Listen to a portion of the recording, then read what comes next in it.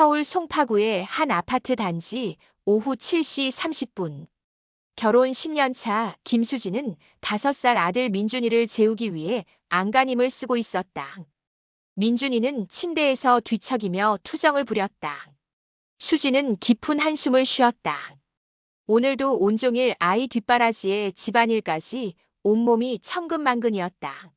남편 김준호는 오늘도 어김없이 회사 야근이었다. 그럼 동화책 한 권만 더 읽어줄게.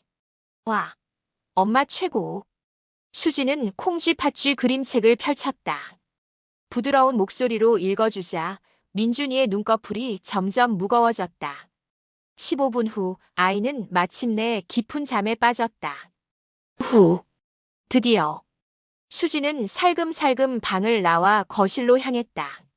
싱크대에 쌓인 설거지와 정리되지 않은 거실이 눈에 들어왔지만 일단 소파에 털썩 주저앉았다. 벽시계는 8시 15분을 가리키고 있었다.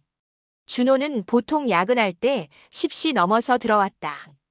혼자만의 시간이 생긴 것이다. 수지는 리모컨을 들어 TV를 켜려고 했다. 그런데 그때였다. 삐삐 마이너스.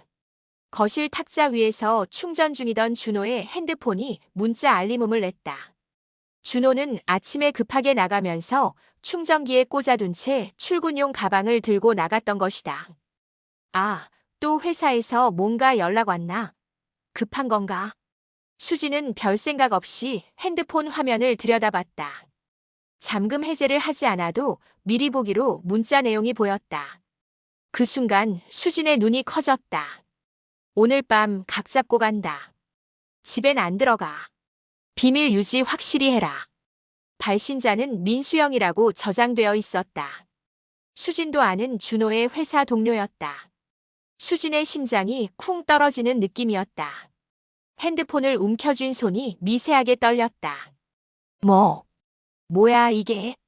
수진은 다시 한번 문자를 읽어봤다. 글자 하나하나가 눈에 박혔다.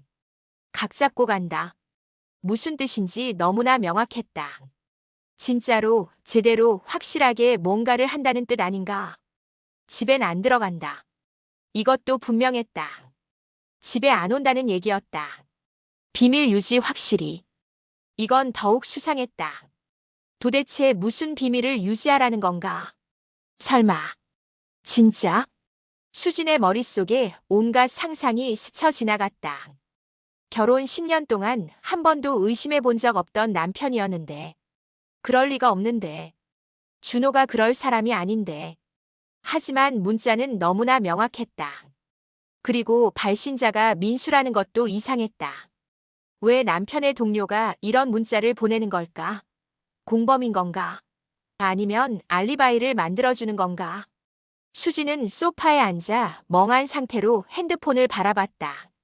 머릿속이 하얘졌다가 복잡해졌다가를 반복했다. 평온했던 일상이 문자 한 통으로 흔들리기 시작했다. 이제 어떻게 하지? 그날 밤 수지는 도무지 잠을 잘 수 없었다. 침대에 누워서 천장을 바라보며 계속 그 문자를 떠올렸다. 글자 하나하나가 뇌리에 박혀 떠나질 않았다. 밤 11시 20분 현관 비밀번호 소리가 들렸다. 여보, 다녀왔어. 늦어서 미안. 준호가 평소와 다름없는 목소리로 인사했다. 수지는 자는 척하며 소리만 들었다. 정말 회사에서 온 건가? 아니면 준호가 침대에 누우며 수진의 어깨를 살짝 쓰다듬었다. 고생했어. 민준이 잘 잤지? 응. 잘 잤어. 수진은 대답했지만 목소리가 평소와 달랐다. 다행히 어둠 속에서 준호는 눈치채지 못했다. 다음 날 아침 준호는 평소보다 서둘러 출근했다. 오늘도 좀 늦을 것 같아. 프로젝트 마감이라서. 응, 알았어. 수지는 담담하게 대답했지만 속으로는 의심이 꿈틀거렸다. 정말 프로젝트 때문인가? 준호가 나간 후 수지는 어젯밤의 일을 곰곰 생각해봤다. 그런데 생각해보니 이상한 점들이 하나둘씩 떠올랐다. 최근 몇 달 동안 준호의 야근이 부쩍 늘었다. 예전에는 일주일에 한두 번 정도였는데 요즘은 거의 매일이었다. 그리고 핸드폰을 자주 확인했다. 화장실 갈 때도 양치질 할 때도 핸드폰을 들고 다녔다. 예전엔 그러지 않았는데. 새 향수도 샀다. 회사에서 선물 받았다고 했지만 정말 그럴까? 옷차림도 신경 쓰기 시작했다. 예전엔 아무 셔츠나 입고 나갔는데 요즘은 아침마다 거울을 보며 고민했다. 그동안 내가 너무 둔했나? 수지는 점점 확신이 서기 시작했다.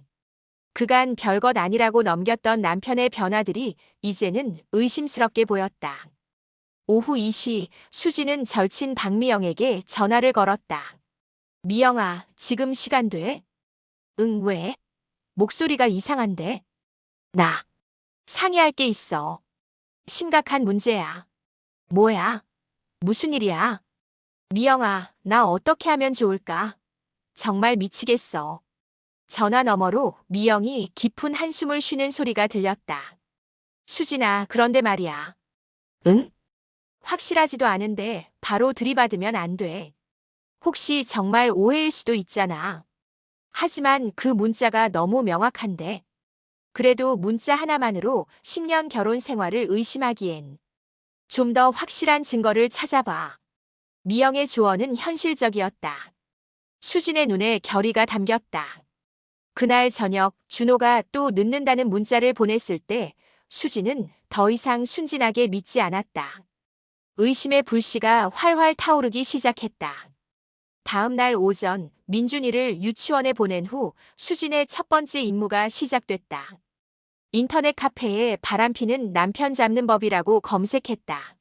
놀랍게도 수많은 글들이 쏟아져 나왔다. 수지는 자신과 비슷한 상황의 사람들이 이렇게 많다는 사실에 놀랐다. 위치 추적 앱 설치하기, 통화 기록 확인하는 법, 카카오톡 대화 분석법, 수상한 행동 패턴 체크리스트. 세상에 이런 게 다 있네. 첫 번째 작전 위치 추적 앱 설치. 두 번째 작전 행동 패턴 관찰. 세 번째 작전 위치 추적 결과 분석. 일주일 후 드디어 결정적인 단서를 발견했다. 준호의 동선을 확인해 보니 대부분은 회사와 집 사이를 오갔지만 일주일에 두세 번 정도는 다른 곳에 들렀다. 여기가 어디지? 지도 앱으로 확인해 보니 집에서 차로 10분 거리에 있는 상가였다. 더 자세히 보니 스포츠바, 스포츠시티라는 이름의 스포츠바였다. 수지는 그 위치를 메모했다. 더 충격적인 건 시간이었다. 준호가 그곳에 들르는 시간은 주로 밤 10시 전후였다. 그리고 거기서 1-2시간 정도 머물다가 집으로 왔다. 밤 10시에 스포츠바라고? 혼자서? 수진의 의심은 확신으로 바뀌었다. 분명히 누군가와 만나는 게 틀림없었다. 다음 주 목요일 준호가 오늘 야근이라는 문자를 보냈다. 수진은 민준이를 잠깐 미영이에게 맡기고 직접 그 스포츠바로 향했다. 제발 내 착각이었으면 좋겠어. 하지만 마음 한편으로는 이미 확신하고 있었다. 스포츠바 앞에 도착했을 때는 밤 10시 15분이었다. 수진은 맞은편 카페에 앉아서 지켜봤다. 10시 30분 익숙한 차가 나타났다. 준호의 차였다. 수진의 심장이 빨라졌다. 드디어 현장을 포착하는 건가? 그런데 차에서 내린 건 준호 혼자였다. 수진은 조금 안도했다가 곧 다른 생각이 들었다.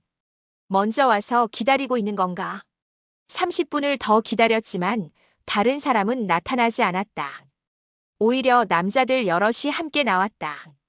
준호도 그 안에 있었다. 저 사람들 누구지? 한 가지 확실한 건 준호가 다른 사람들과 함께 술을 마셨다는 것이었다. 그리고 그 사실을 자신에게는 숨겼다는 것이었다. 집으로 돌아가는 길에 수지는 복잡한 기분이었다.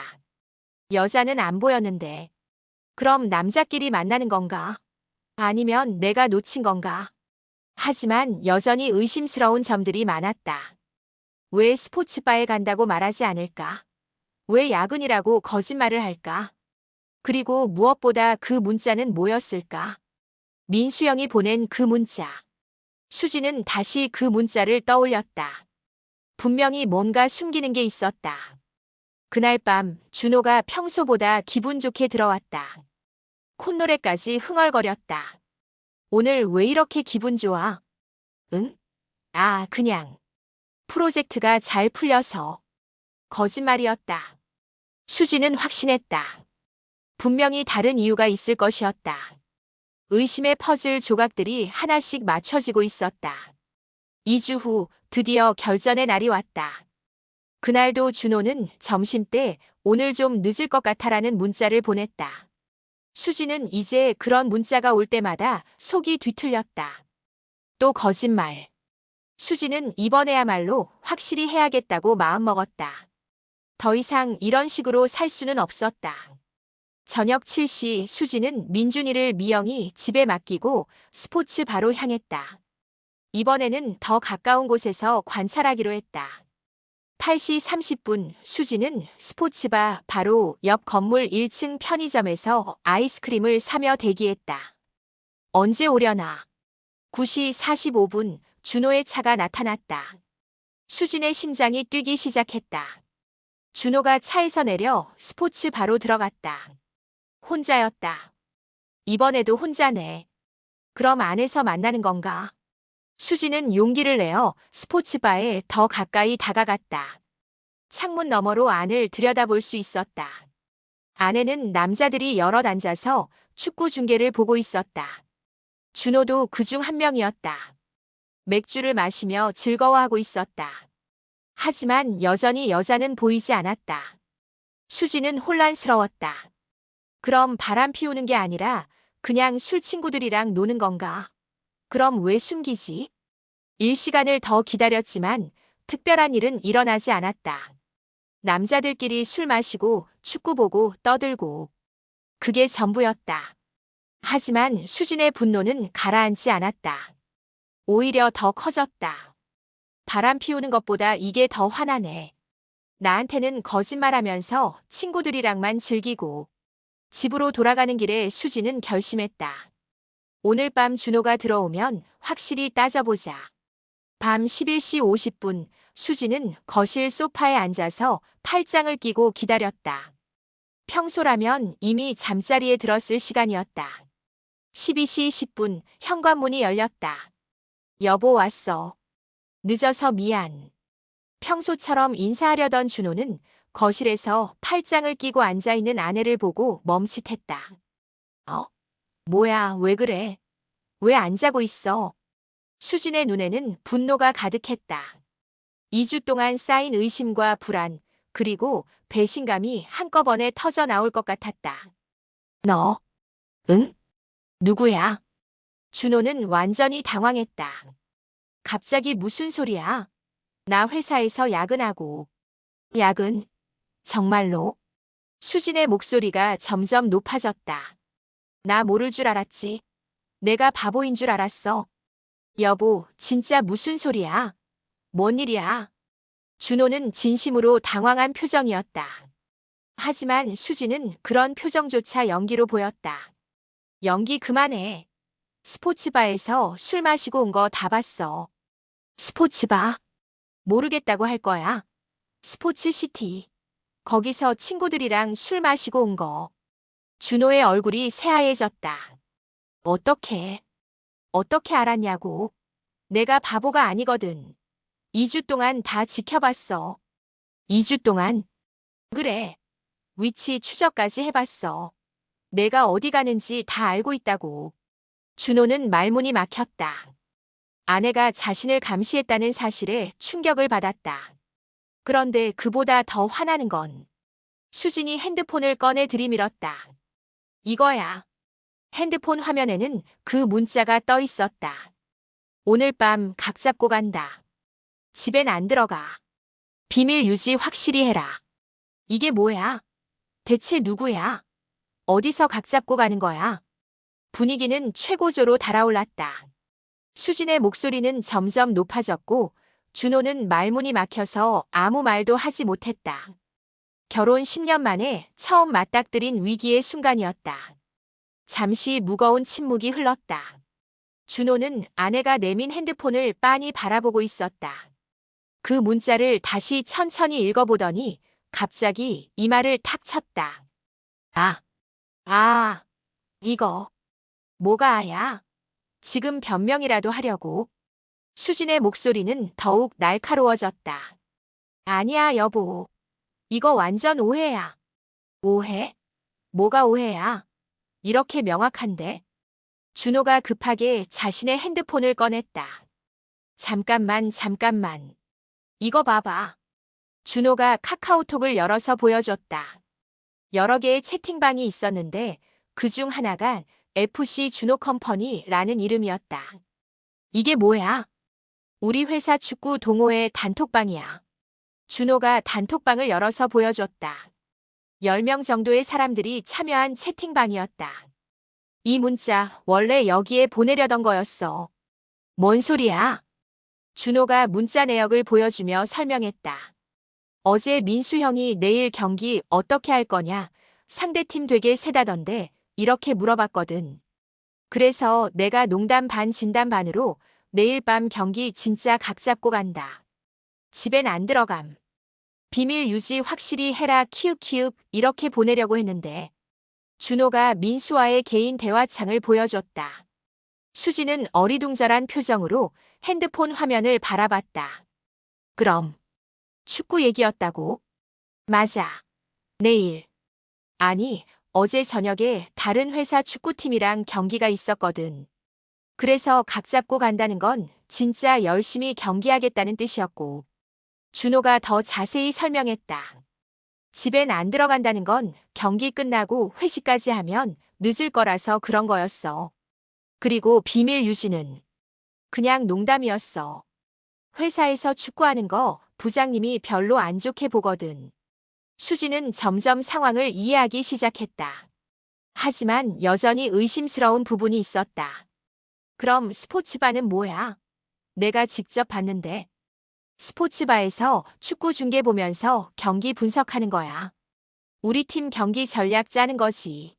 준호가 더 많은 증거를 보여줬다. 축구 동호회 단톡방의 대화 내용들이었다. 그리고 축구 경기 사진들도 있었다. 준호가 축구복을 입고 동료들과 함께 찍은 사진들이었다. 여보, 이것도 봐. 준호가 자신의 운동 가방을 가져왔다. 안에는 축구화, 축구복, 정강이, 보호대 등이 들어있었다. 매주 화요일, 목요일에 경기 있어서 이런 거 준비해야 하거든. 수지는 남편의 운동복을 만져보며 복잡한 기분이었다. 정말로 축구를 했다면 땀 냄새가 날 텐데. 정말 그랬다. 그럼 야근이라고 한 건 그게 미안해. 사실 축구한다고 하면 내가 싫어할 것 같아서. 왜? 예전에 축구 때문에 다쳤을 때 진짜 화냈잖아. 그래서 금지시켰고. 수진이 기억을 떠올려 봤다. 3년 전 준호가 축구하다가 발목을 다쳐서 한 달간 깁스를 한 적이 있었다. 그때 수진이 정말 화를 냈었다. 아이도 어리고 나도 혼자 힘든데 축구 때문에 다치면 어떻게 하냐고 했었다. 그 이후로 준호는 축구를 그만뒀다고 했었는데 그럼 그때부터 계속 숨기고 있었던 거야? 아니야, 6개월 전부터 다시 시작했어. 회사 사람들이 자꾸 하자고 해서. 그런데 내가 또 반대할까 봐. 준호의 목소리가 점점 작아졌다. 그래서 야근이라고 거짓말한 거야. 정말 미안해. 수지는 앉은 자리에서 한참을 생각했다. 모든 퍼즐 조각들이 맞춰지기 시작했다. 정말 바람 피운 게 아니라고. 여보, 10년 동안 언제 내가 그런 적 있었어? 나한테 축구 빼고 다른 취미가 뭐가 있는지 당신이 제일 잘 알잖아. 준호의 목소리에는 진정성이 담겨 있었다. 그리고 바람 피울 시간에 축구나 하지. 나 체력도 딸리는데. 마지막 말에 수진이 피식 웃었다. 정말 바보같이. 수진의 얼굴이 빨개졌다. 부끄러움과 안도감이 동시에 밀려왔다. 내가 정말 바보였네. 아니야, 나도 잘못했어. 거짓말한 게 잘못이지. 준호가 수진의 손을 잡았다. 정말 미안해. 앞으로는 절대 거짓말 안 할게. 나도 미안해. 너를 의심하고 몰래 미행까지 하고. 미행까지 했어. 응. 위치 추적 앱도 설치하고. 준호가 웃음을 터뜨렸다. 우리 와이프가 첩보 영화 주인공이 다 됐네. 웃기지 마. 나 진짜 심각했다고. 하지만 수진도 웃음을 참을 수 없었다. 두 사람은 서로를 바라보며 웃었다. 2주 동안의 오해가 눈 녹듯 사라지는 순간이었다. 그런데 여보. 응? 다음에 축구한다고 하면 정말 화낼 거야? 수진이 잠시 생각하더니 대답했다. 조건이 있어. 뭔데? 다치지 마. 그리고 거짓말하지 마. 약속할게. 그리고 또 뭐야? 나도 가끔 경기 보러 갈 수 있지. 준호의 눈이 반짝였다. 정말? 진짜로? 응. 당신이 뭐 하는지 궁금하거든. 와. 그럼 다음 경기 때 꼭 와줘. 준호가 수진을 꼭 안았다. 오랜만에 느끼는 따뜻한 포옹이었다. 진실은 정말 의외의 곳에 있었다. 바람이 아니라 축구, 배신이 아니라 배려심, 거짓말이 아니라. 거짓말이긴 했지만 나쁜 거짓말은 아니었다. 그날 밤 수진과 준호는 오랜만에 진짜 대화를 나눴다. 여보, 정말 미안해. 나도 미안해. 너무 의심했어. 두 사람은 침대에 나란히 누워서 지난 2주간의 오해에 대해 이야기했다. 그런데 내가 정말 의심스럽게 행동했나? 응. 특히 핸드폰 자주 보는 거. 아, 그거. 동호회에서 맨날 단톡방에 메시지 보내거든. 경기 일정, 연습 일정, 회식 일정. 준호가 핸드폰을 보여줬다. 정말로 축구 동호회 단톡방에는 하루 종일 메시지가 쏟아지고 있었다. 그리고 새 향수도 축구 때문이었어. 땀 냄새 때문에 샤워용품을 바꾼 거야. 옷차림에 신경 쓴 것도 축구복 입고 벗고 하니까 평상복도 깔끔하게 입어야 할 것 같아서. 수지는 웃음이 나왔다. 남편의 모든 변화가 축구 때문이었다니. 그런데 여보, 너는 어떻게 위치 추적 앱을 설치한 거야? 그거. 미안해. 너무 의심돼서. 수진이 솔직하게 털어놓았다. 위치 추적 앱 설치부터 시작해서 직접 미행까지 한 이야기를. 와, 진짜 첩보 작전이었네. 2주 동안 고생했겠다. 정말 힘들었어. 매일 의심하고 확인하고. 미칠 것 같았어. 준호가 수진의 손을 꼭 잡았다. 앞으로는 뭔가 이상하면 바로 물어봐. 나도 더 솔직하게 말할게. 약속해. 약속해. 다음 날 아침 수진은 미영이에게 전화를 걸었다. 미영아, 나야. 어? 어떻게 됐어? 어젯밤에 대결했다고 했는데. 오해였어. 뭐? 오해? 수진이 모든 상황을 설명하자 미영이가 큰 소리로 웃었다. 아이고, 정말. 10년 동안 축구밖에 모르는 남편을 어떻게 의심했어? 그게 그 문자가 너무 이상했잖아. 그래도 다행이다. 정말 바람 피운 건 아니어서. 그런데 이제 어떻게 할 거야? 위치 추적 앱은 삭제해야겠지. 더 이상 감시할 이유가 없으니까. 하지만 수지는 앱을 삭제하지 않았다. 대신 준호에게 말했다. 여보, 위치 추적 앱 그냥 두자. 왜? 가족 안전용으로. 진짜 응급 상황 생기면 찾을 수 있잖아. 그래, 좋은 생각이야. 준호도 동의했다. 이제는 숨길 게 없으니까. 일주일 후 준호의 축구 경기가 있었다. 여보, 정말 올 거야? 응. 민준이랑 같이 갈게. 와, 드디어 우리 아들이 아빠 축구하는 모습을 보는구나. 경기 당일 수지는 준호와 똑같은 색깔의 티셔츠를 입고 민준이와 함께 축구장에 나타났다. 경기 결과는 2-1로 준호팀이 승리했다. 준호가 결승골까지 넣었다. 아빠 최고. 민준이가 뛰어가서 준호를 안았다. 여보, 어땠어? 멋있었어. 정말. 수진도 진심으로 말했다. 남편이 축구하는 모습을 보니 왜 축구를 좋아하는지 이해할 수 있었다. 여보, 고마워. 뭐가? 나를 믿어줘서. 그리고 축구 응원해줘서. 나야말로 고마워. 거짓말은 했지만 나를 배려해서 그런 거였잖아. 앞으로는 정말 솔직하게 할게. 나도. 뭔가 이상하면 바로 물어볼게. 그날 밤 수지는 일기장에 썼다. 결혼 10년 만에 처음으로 남편을 의심해봤다. 2주 동안 정말 힘들었지만 결국 우리는 서로를 더 이해하게 되었다. 문제는 문자가 아니라 소통 부족이었다. 앞으로는 더 많이 대화하고 더 솔직하게 지내야겠다.